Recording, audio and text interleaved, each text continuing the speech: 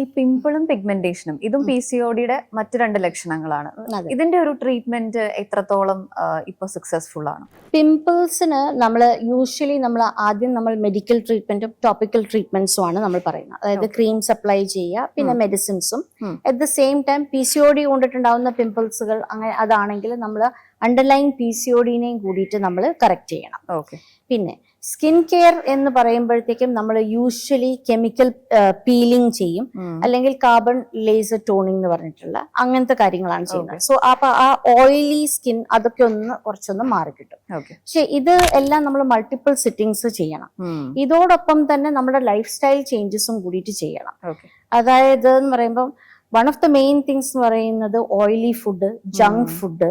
അതേമാതിരി ഇപ്പോഴത്തെ എല്ലാവർക്കും യങ്സ്റ്റേഴ്സിന് ഇഷ്ടം എന്ന് പറയുന്നത് ഫാസ്റ്റ് ഫുഡ് ആണല്ലോ. അതെല്ലാം നമ്മൾ ഒഴിവാക്കണം, വിച്ച് ഇസ് ക്വൈറ്റ് ഡിഫിക്കൽട്ട്. പക്ഷെ ഇതെല്ലാം ഇതോടൊപ്പം ചെയ്താൽ മാത്രമേ ഉള്ളൂ ഈ പിമ്പിൾസുകളെല്ലാം കുറയുള്ളൂ. പിന്നെ pimples as you know it will come back. ആ ഒരു പ്രശ്നമുണ്ട്.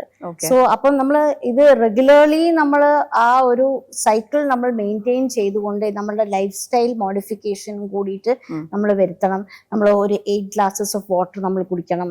നമ്മൾ പ്രോപ്പറായിട്ട് നമ്മൾ മേക്കപ്പ് ഇട്ടിട്ടുണ്ടെങ്കിലും നമ്മൾ ചെറുതായിട്ട് പോലും നമ്മൾ എന്തെങ്കിലും ഇട്ടിട്ടുണ്ടെങ്കിൽ പോലും തന്നെ നമ്മൾ വാഷ് ചെയ്തിട്ട് നമ്മൾ കളയണം.